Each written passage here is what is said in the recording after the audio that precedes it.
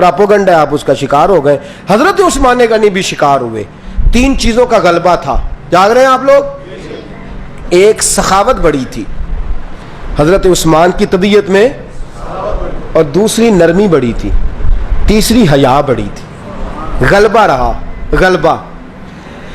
हजरत अबू बकर सिद्दीक का ज़माना था, तो एक शख्स मुल्क शाम का रहने वाला, बड़ा कर्जा चढ़ गया उस पर, तो वो हजरत अबू बकर सिद्दीक के पास आया, कहने लगा आप अमीर भी हैं और अमीर भी हैं, दोनों बातें हैं। एक अमीर ये है कि मुसलमानों के सरबराह हैं, और दूसरा अल्लाह ने आपको माल दौलत भी अता फरमाया है, तो मेरे ऊपर कर्जा चढ़ गया है, तो मेहरबानी फरमाए।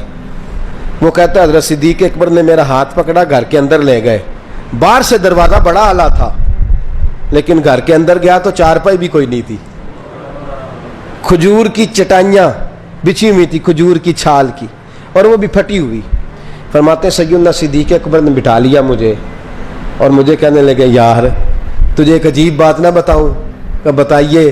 फरमाने लगे 3 दिन हो गए मैंने अनाज का दाना भी नहीं खाया, खजूर के ऊपर गुजारा कर लेता हूँ मैं, आजकल हालात मेरे ठीक नहीं है। लगा जी फिर मैं क्या करूँ? तो आप फरमाने लगे तो उस्मान गनी के पास जाओ। किसके पास? शख्स कहने लगा जी मुझे तो बहुत सारे पैसे चाहिए। तो आपने फरमाया तेरी सोच वहाँ ख़त्म होती है जहाँ से उस्मान की सखावत शुरू होती है। तेरी सोच वहाँ तू जो सोचता है ना इतने मिलेंगे, तेरी ख़त्म होती है सोच जहाँ से उस्मान की सखावत शुरू होती है। तू जा। कहने लगा जी आपका नाम लूँ? फरमाया ज़रूरत ही नहीं पड़ेगी।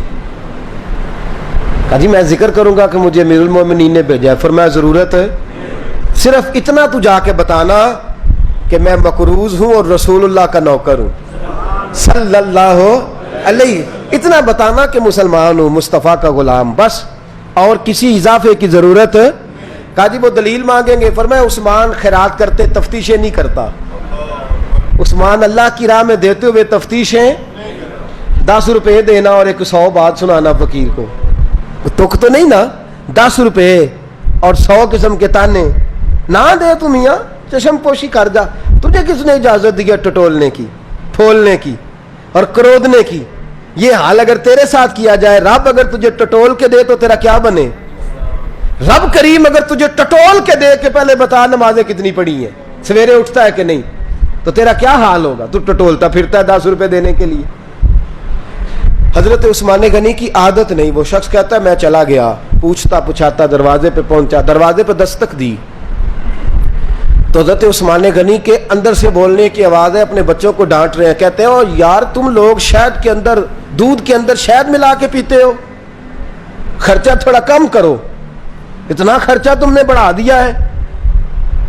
तुम दूध के अंदर दूध भी मीठा, शहद भी मीठा, एक चीज खा लो, को बीमार हो, 2-2 चीजें इस्तेमाल करते हो। कहते हैं मैंने कहा अबू बकर तो बड़ी बातें बता रहे थे, और इस किस्म के कई वाक़यात हज़रत उस्मान गनी के साथ हुए। वो तो बड़ी बातें बता रहे थे और ये आदमी दूध शहद से लड़ाई कर रहा है, और मुझे कई हज़ार दिरहम चाहिए, दिनार चाहिए, मुझे दे देगा?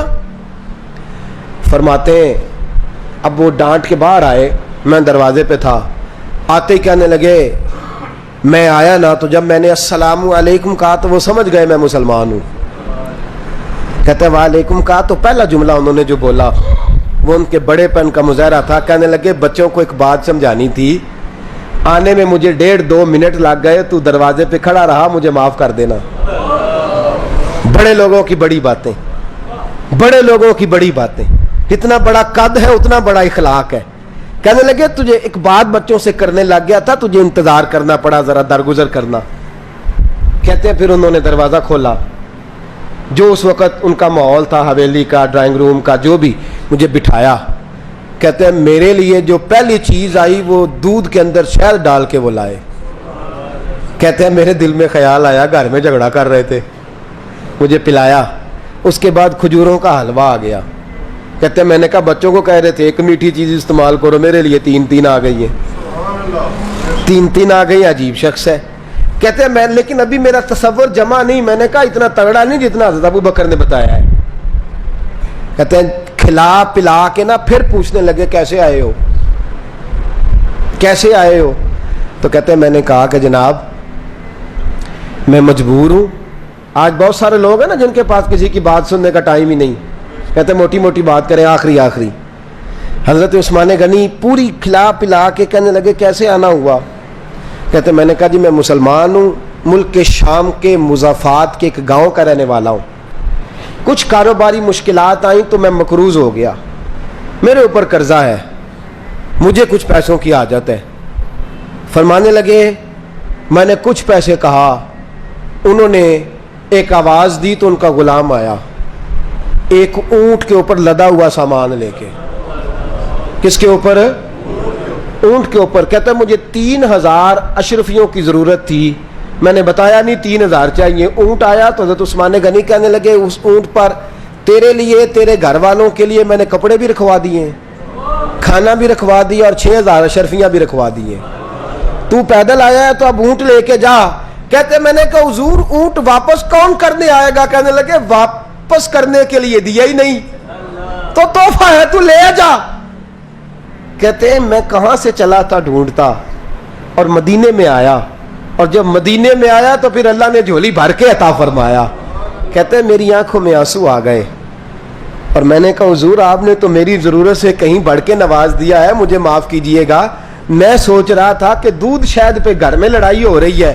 آپ فرمانے لگے رب نے جو مجھے پیسے دیے ہیں اس لیے نہیں دیے کہ میری اولادیں موج مستی کرتی پھرے, میرے مالک نے مجھے نوازا ہے تاکہ میں محمد عربی کی امت کی نوکری کروں صلی اللہ علیہ.